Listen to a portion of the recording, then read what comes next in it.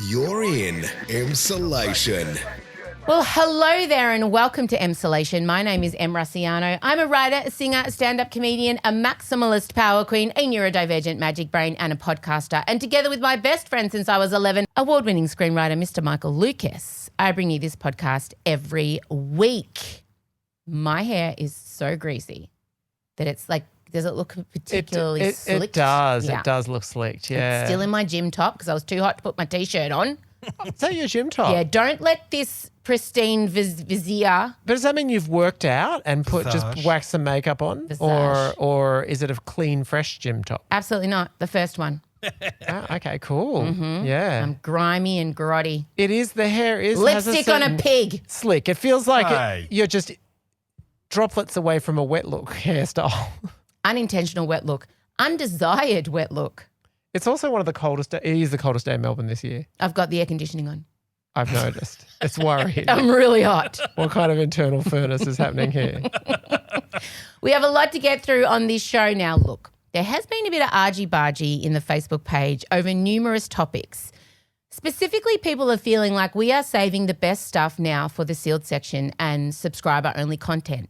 And to that I say, duh, bitch. Of course we are, because I want to draw you in to Emsolation Extra, because we've been gently massaging you towards that, because I'm not going to work for free for the rest of my life. The maths ain't mathin', friends. So while we will give you a decent, delicious meal in the Emsolation free service, I want this to serve as an elaborate, gorgeous ad to get you to part with your $2 a week to take part in the Emsolation Extra experience extravaganza. This week, I will be giving you my F1 review. Michael is on the edge of his seat for that. Thank God. Correct. We need some balance. We had our low stakes hot takes again on the Facebook page, growing every week. My goodness, hundreds and hundreds and hundreds of you have some pretty opinions.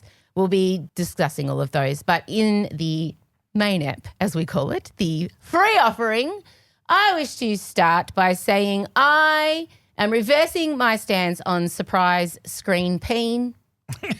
I no longer want it. Okay.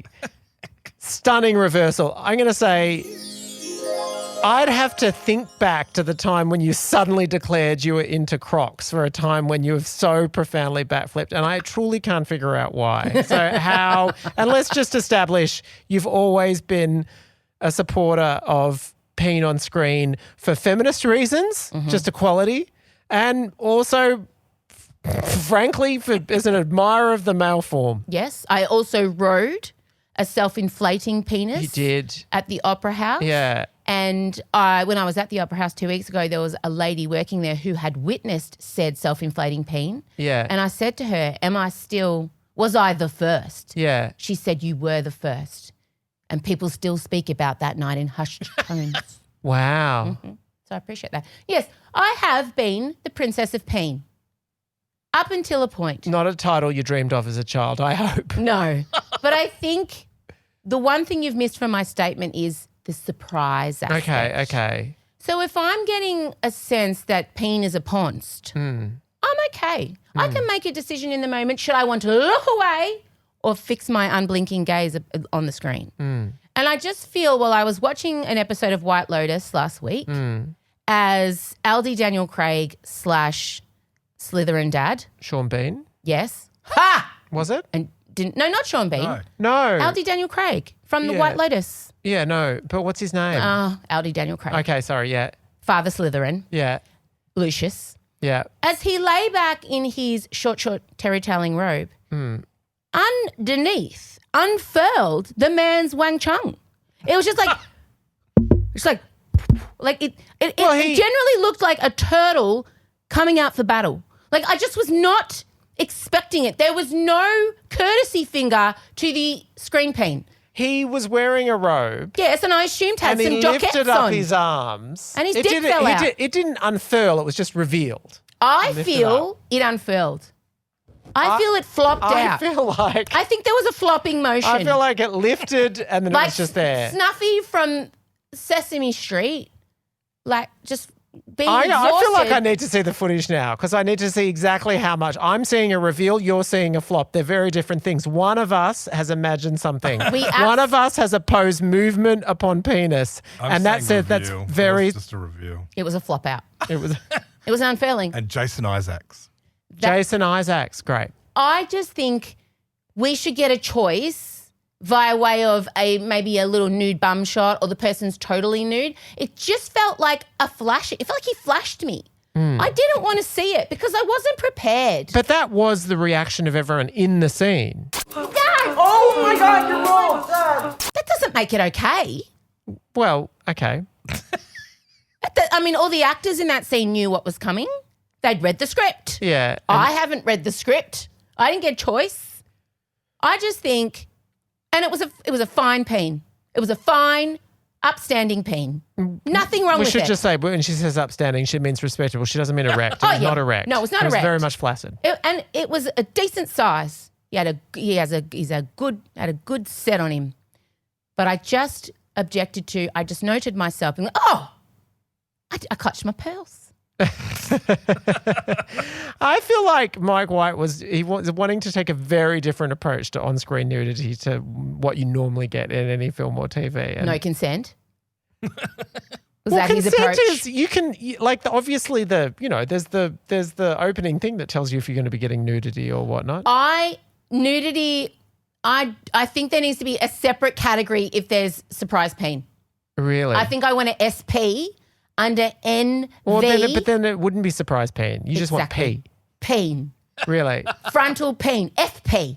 Give me a little FP. Then I can just no, because with that one, then I'd be like watching what's the American show with all the zombies, The Walking Dead. Yeah. I had to stop watching that show because I would just obsessively watch the screen wondering when the zombie was going to pop out. It would ruin the show for me. If I didn't know where the peen was coming, but I knew there was peen coming, I'd be sitting there the whole that's time right, in that's karate right. stance, waiting to like swipe the peen And also, away. then you'd get people tuning into the show for the wrong reasons. Just purely like when I used to go through and figure out in the Green Guide which ones had the.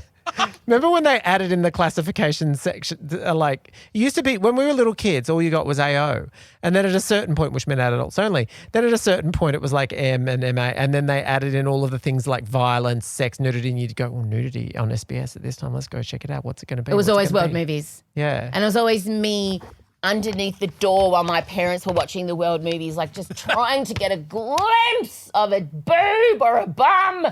Kids will never understand how hard it was to get Right. porn in our day, will they? And now they're just giving it away, aren't they? Just surprise painting us in the face. I feel like I got a virtual turkey slap. There, I said it. Oh, my God. You've been assaulted by...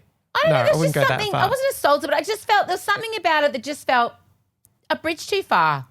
I don't know why this has pushed me over the edge, literally, and it could have. If I'd have been standing in front of that thing and on a cliff, I would have fallen off. I mean, The rate at which it came out. I'm surprised. It feels like some little tiny little men in there holding it back to fling it forward. I don't understand how it got so much velocity. It must be I enormous. honestly swear... I reckon they had it tied up around his neck. And then somebody undid the thing and it flopped out at speed. I think I'm just going to say, Emsolators, check the footage. The Nah, velocity don't. is all in Em's head. She has added some sort of projectile element to this, Incorrect. which did not exist in any way, Why shape, would you or go form. and check it? Why? Just trust me. I appreciate that he's presenting nudity in like it's not sexualized. It's in this completely different mode than we ever see before. I mean, the other option is like you have something like in the Menendez brothers where we have sultry looks going into a shower and then like soaping yourself down. I mean, it's like I've watched this sequence multiple times and then a slow reveal around. But that does feel like inevitably if you're working up to it, I feel like you're sexualizing it in a way. You're teasing it. You're saying it's like something worthy of like it's like an illicit thing that needs a reveal. Whereas this was just like, it put us in the position of his children going, oh my God, what? Which I feel like was the intent. Was it third peen? I feel like there was first peen was the brother, and then I've got a vision. It might have been another show I was watching. Oh, a in man this in this season. season of White Lotus. Yeah. A man walking in full front peen, and I can't think if it was this show or another show I was watching. I think it's another show. I saw another full front peen in a primetime show I was watching with Chella last week, and I can't recall what. Could maybe because again, was there consent in this situation? Well, he was nude, so I expected it. Okay. But I didn't expect it. Like, it was full front. It was cock as you like it. Wasn't the newsreader, I'll tell you that much. No, but there was I definitely got an abundance of unwanted peen last week. I'm off peen at the moment too. Could care less. Really? So that could be affecting my judgment and decision making. Really? Oh. Wow, there could be a brand new full frontal season of Vikings itself and you would not be into it at the moment. I'd make some exceptions. I'm willing to be convinced. If someone Yeah. wishes to mount a case for full frontal peen, surprise peen Pun intended. on Vikings. Anyway, I'm just saying that's how I felt. It just evoked a strong reaction in me. Okay. Okay? I can't help it. I have to say these days, apart from anything else, even though in theory I support the notion of a surprise peen, I rarely get it because the internet floods with such a reaction that I haven't get seen that any before. reaction to Lucius Malfoy peen. Have Oh, you? I've seen whole news.com articles about him saying, Was it his? saying, why is it that we make such a big deal about it? Well, it was big. Why is it that I'm asked questions about it? You got your dick out, doll. You wouldn't ask a woman questions if she. No one went up to Mikey Madison and said, how did you feel about being full frontal in Honora? Because we know that would be wrong. But everyone asked me about it. Oh, God, I wish I had been on the other end of that. Yeah. I would love to respond to that. Well, go on. Jesus Christ. No, I don't feel like taking on any straight white men this week. Woo! Coming up later, I will be discussing my thoughts around Neurodiversity Celebration Week. But next, we're going to be discussing Snow White, Yeah. the blessed movie. It's been held off for 15 years. I'm Gal so Gadot's gone obsessed. into retirement. It's been so long. Yeah. And it's finally out. And you... Well, no, it's not out yet. Oh, it's been reviewed. Or has it? This is the question. Can we just recap? Can Because you we've- recap the controversy? No, but we've brought it up a lot, but I think we have to step through. You do it. Everyone. Obviously, Snow White was put into production like around the start of the pandemic and in a very different time. At the time when the Disney remakes were at their absolute peak. This one, they took a while to get to. And so I would say there's been a number of controversies. The first one was around the whole notion of, as we all know, it was Snow White and the Seven Dwarfs. These days, dwarves is not an appropriate term. And the depiction of them in the movie, the original movie, the animated movie, doesn't sit so well. Peter Dinklage spoke out about it. So their solution was to CGI. So instead of hiring seven short-statured right. actors and perhaps improving the storyline, they chose to... CGI and they're sort of, I'm not even sure that they're ever called dwarves. They actually seem to be quite big in a way in the film and they're sort of like creatures. We're not objecting. It felt like no one's objecting to people who are short of stature. It's their portrayal and the use of that word. Yes. So it felt like a strange But then that move in itself pleased nobody because then you had all these people going, well, great, you've taken, you've denied jobs from people that could have absolutely used it. So that was the first controversy. The second controversy was just in the translation of Snow White. That is a really old school fairy tale. And Rachel Zegler, who plays Snow White, who was first seen in West Side Story, and then she was in the Hunger Games reboot. She said something like, well, yeah, of course we're updating it because, like, have you seen that story? Like, I mean, the prince literally stalks her. She said it in a kind of laughing, joking, affectionate way. Let's just say it didn't go down well in MAGA world. And then so Disney made another move and they said, we're having a premiere, but we're not going to have the traditional press line along the red carpet. I wonder why. They said, because we just want to make this a family. We want children to be there. We want little girls dressed as Snow White. Children can ask questions. Has anyone got any child reporters? Woo! So there was a lot going on, and also the fact that it was meant to come out last year, they delayed it. So what's happened is that now they've had the premiere and they lifted the social media embargo.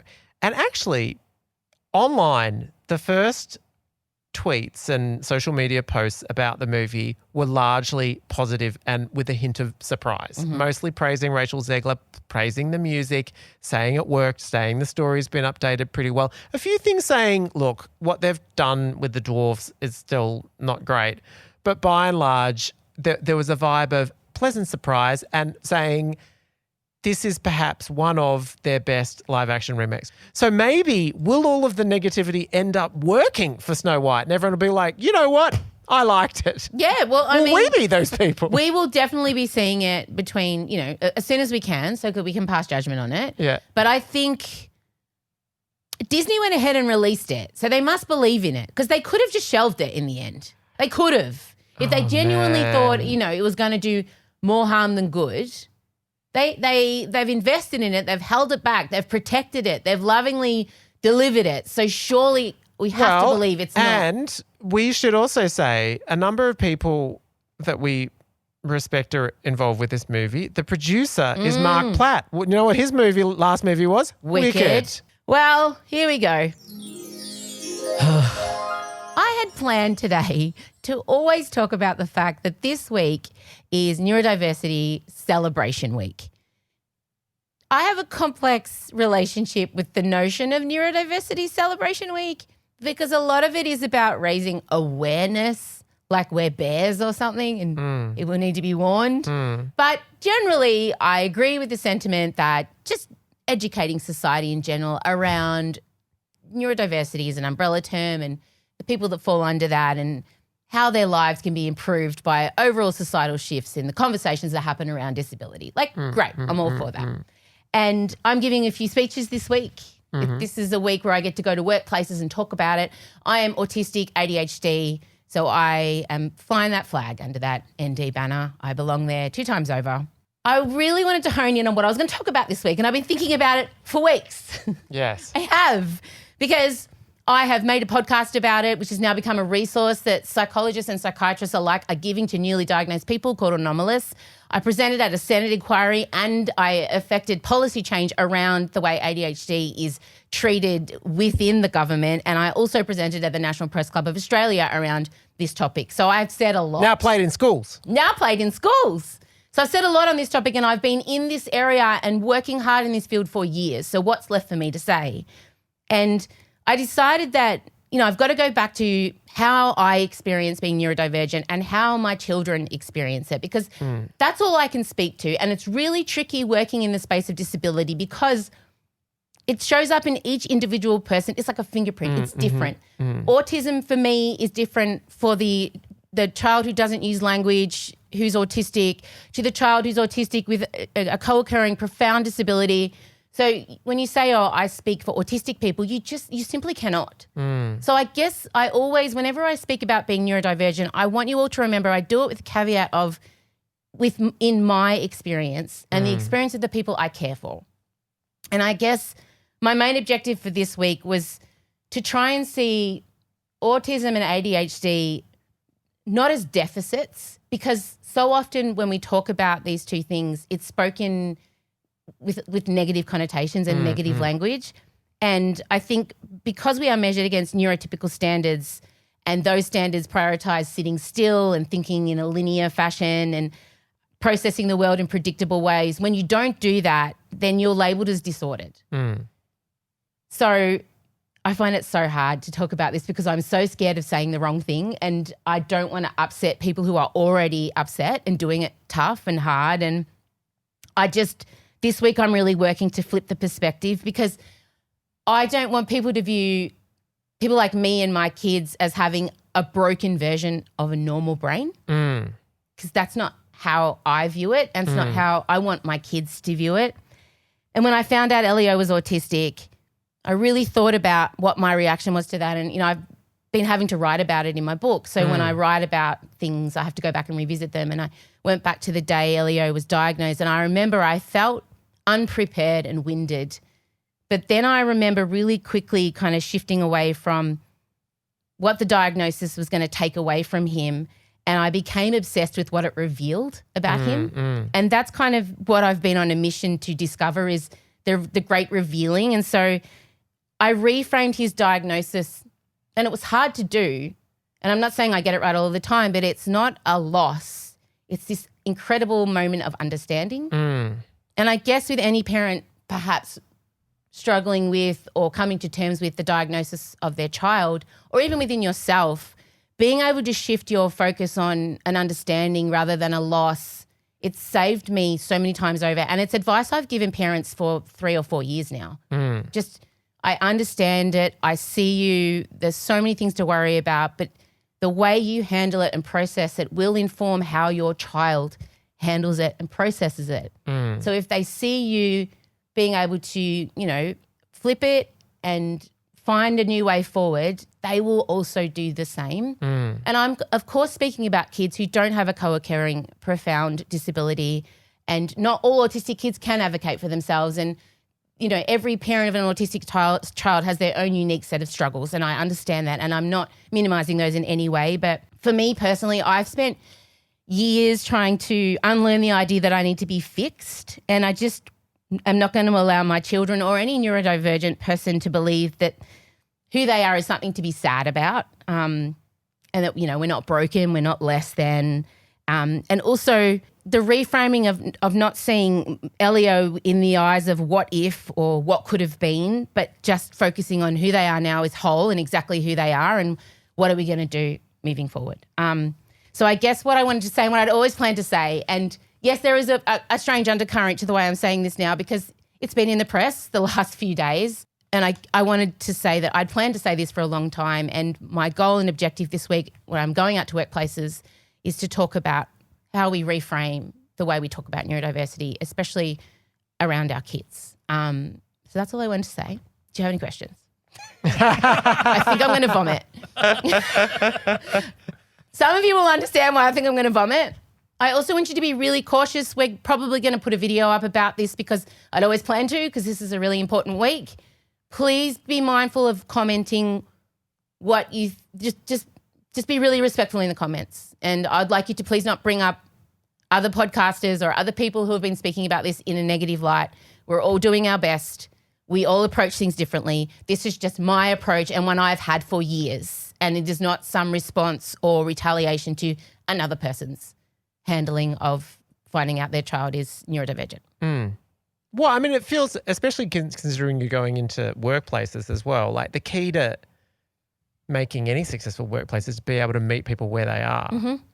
And that, I mean, that's also the kind of key to your parenting of Elio too. Like you meet him where he is. And I mean, I feel like it's really, I feel like I'm going to vomit. It's so hard to be in this space. I am also neurodivergent. So with all the things that come with that, having to deal with the constant messages that it's a bad thing, that's a negative or that. And I'm just keep propping up, smiling, going, well, no, here I am. And it's harder, but it's ultimately okay if I am met where I need to be met. And fuck, like I've got no spit in my mouth. It's just fraught. This is so fraught because parents of kids with disabilities, it's such an underserviced area. It's not discussed. It's underfunded. And it becomes just, and there's a lot of emotion involved, and disability is profoundly different for every individual that experiences it. So when you talk about it, you can't represent everybody. You can't be everything to everybody. And when you do talk about disability, everyone with a disability or anyone who cares of people with a disability, their ears prick up because they're like, oh my God, somebody is talking about us. Totally, yeah. And also we're still at a time where it's so rare for people in public to be talking about it. Feels that way. There's so few people. So when someone does, it feels like there's all this immense pressure for them to represent every experience, you know. You can't do it. That it could possibly happen. It was like, I mean, there was we've spoken about this with all sorts of things, like even in terms of like trans representation and stuff like that. Like then it just puts people in an impossible, because no one person's experiences can speak to everybody. No. But there is still immense value in people just describing it as it is for them, because guaranteed you might not be able to speak to everyone, but you can still speak to a lot of people that haven't been spoken to. That's without question. You know you have. Yeah. And will continue to. But I think one mass generalization I am willing to make is that if you meet a person with a disability, whatever that disability is, where they need to be met with the support systems they need to thrive, it can only be good for both of you. Totally. And what I take away from what you say about like it's an opportunity to understand, it's knowledge and everything like that. I always feel like the one benefit of getting older is, you know, when you sort of learn how you work yourself and all of a sudden you realize how much of your life you spent bashing around pushing yourself to do things that wouldn't work for you. Like a diagnosis is such a massive leap forward. It's huge. In terms of learning. That's the number one thing women ask me. I'm 40. Why should I bother? Like why do I bother? Oh, yeah. And I want to grab them by their glorious faces and say, my darling, you matter. You get context. How you sit, what you do with that information is up to you, whether you want to be medicated or whether you want to, try therapy or whether you want to try and change your entire life and existence. But the first step is it will take off one set of glasses that are usually got a shame lens in them, and it will put on another set of glasses where you'll look at yourself through much kinder eyes. And also potentially give you access to people that's kind of like, I've been through a similar experience and I found Community. that this worked for me. This really made a difference in my life and did whatever. It could be minor things. Often they are really minor things, but... Because parents often rally against labels, Michael. Like, I don't want my child to be labelled. I don't want my child to be... That's right. Medicalised. Yeah. And I think... I've heard that phrase a fair bit. I think in this instance, for me personally and for my kids, the label has just taken the pressure valve off all of us, and we're able to meet each other where we need to be met. I know what Elio's needs are because I have all the information. But before, I was guessing and blind and frustrated and thought I was failing as a parent. And then I found out what his needs were and why he needed them, and I was able to meet them. And I have a whole different kid on my hands. And as a result, he's going to be a much happier adult and contribute in ways to society that I never dreamed were possible before his diagnosis. So I think, you know, like I said, you know, I'm very careful when I talk about this type of topic, and, you know, I'm sorry if you're feeling ripped up or upset by anything I've said today. That's just not my intention. That sounded like a Real Housewives of Beverly Hills apology, but genuinely isn't. I'm sorry if I've made you upset. Yeah, if I've upset you. But I genuinely come in with my open heart and, you know, my very busy brain, and quite knowledgeable now in this area. And I'm not a doctor or a scientist, but I have ADHD/autistic hyperfixated special interested the shit out of this. And when hyperfixation and special interest combine, it's like when the dark and light sabers in Star Wars cross. Hectic. Hectic power. Or is it in Ghostbusters when they cross the streams? I always think about two men weeing and crossing streams. It doesn't feel as powerful. No, that would just crossing be messy. Streams feels like water a sports. Literal pissing contest. Yeah, okay, sure. But I prefer the crossing of light. Okay, sure, sabers. gotcha. It just feels a bit more powerful. My focus for this week, and, you know, and I urge you to do the same, is just that reframing of how we view and talk about people who are neurodivergent, and seeing it as an opportunity to learn and understand rather than focusing on, you know, what we may miss out on or the things that are negative about it. That's all. Okay. Oh my God, I feel like vomiting. Okay. I think You can attest. Like, I'm just going to unmask for a moment because I've been masking like a motherfucker, which is a privilege, and I acknowledge that. This has really taken its toll on me. Like, just in general, you've been there for the last couple of years, and I'm not just talking about the last week. Yes. It's like it's. Yes, hits you in the solar plexus. People knocks don't you see, off. but you see behind the scenes. Ben sees behind the scenes. James he films it. But I mean, everybody gets the top 2% of. Yeah. When I've. Well, it's also because it's like you're talking about the core of your being as well out there, and so when there's pushback, how can that not feel personal in the most profound way? You know what I mean? Yeah, I know. Do you? All right. Well, to all my neurodivergent kings, queens, theys, thems, everyone in between, wherever you want to be, do what you want to do. I see you, and I hope you have a good week. Well, it'll be Thursday by the time you hear that. I hope the week's been good. And if I came to your workplace, come and the lolly have passed. Yeah. Specifically, if you work at a linter, I'll see you tomorrow.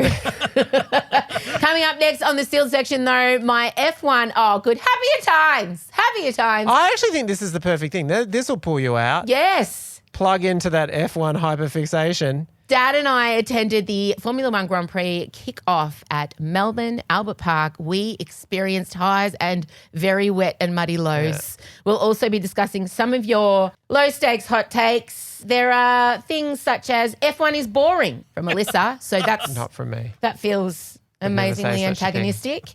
The order one must use to put shoes on is sock, sock, shoe, shoe. Not sock, shoe, that is all. I have strong feelings about this. Will shock nobody. Really? Yep. And you will be arguing against the person who said that which is a superior musical? Oh, she's actually said best Disney soundtrack ever. That changes things slightly, but I'm still going to go with the argument that I have. Okay. And she said the best Disney soundtrack ever was? Hercules. Okay. Okay. It's different Okay, if it we're is just looking at the songs. soundtrack. I'm still saying I'm still a no. Closely followed by Tarzan. That's a major no for me. I can't even name Full one song. respect to Phil Collins. I was just who going to wrote that. ask. Yeah. Phil Collins. Yeah. He's not well. Isn't he? I don't think he's long for this world. Oh no. No, he's not well. I know, it's really sad. I don't know why I have a weird connection to Phil Collins. I don't know. I can't even tell you why. Oh. I feel like he's my dad in weird ways. I don't know. Because he was always Tiny musician. It felt like yes, and it felt like he was already old in the 80s, even though he wasn't. Because he lost his hair. It's like Donahue. Also wrote some amazing songs. Incredible. Amazing. So in good. the air tonight. Oh. Fucking hell. Now, look, if you want to listen to any of this, you need to be an Emsolation Extra subscriber. Please do that. Please consider supporting us. Before we do go, though, Rage Against the Vagine pre-production is in full swing. Now, I had two options. Do we start a brand new social media platform, Instagram account, Facebook, do the whole 9 yards? But then I said I don't want to be at the whim and at the mercy of Mark Zuckerberg. correct. Because I just feel like, call me crazy, if we are doing a specialised women's health subject, might not get promoted as much. Sure. So then I really kind of put my thinking cap on and thought, I want a way to mobilise the community. I need also a committee. I need a committee of people who want to be a part of this podcast, literally your voices, your stories, who want to give their opinions, people we can survey. So we're starting the Rage Against the Vagine committee. And this is going to be a mailing list. And each week you will get an email from Tara or myself or Ben. Tara is our incredible producer who we're bringing on. We're very serious about this to help us make Rage Against the Vagine. So you're going to sign up to a mailing list, and it's just a way of knowing I can mobilise you all directly each week without hoping that you see the post with the algorithm and all the crap that's going on. So Ben's going to put it in the newsletter this week. We're going to put it up on our socials as well, ironically. But if this sounds like something you would like to be involved in, it's totally free. But we just would like to gather a few thousand of you who are really passionate about perimenopause and menopause and, you know, want to be part of giving your opinions on how we're going, actually giving us your stories, getting updates, all those kind of things. Please consider being a part of the Rage Against the Vagine committee and look out for that link to sign up to the mailing list. And then, you know, at the end of it all, maybe we can just get together. We can gather the committee for some kind of outing. It'll be so good. All right, that's all for now. We'll see you soon heading into the Silt section to discuss the things we said we were going to discuss. Bye. It's Emsolation. Well, Sunday night's low stakes hot takes. Oh, My daughter was huge. in there dropping bombs. Oh, but come on. That's ridiculous. She doesn't think that. Can I tell you the two options that she gave me that she was thinking of doing? Oh, what? The first option was the one that she wrote. Beyonce's overrated. Yeah. Second one she wanted to drop, and I offer this with no further comment. I love this podcast. That's too far. Too far. The order one must use to put shoes on is, okay, we're going to say it at the same time what we do, all right? Okay, not yet. This is Melissa's order. Sock, sock, shoe, shoe.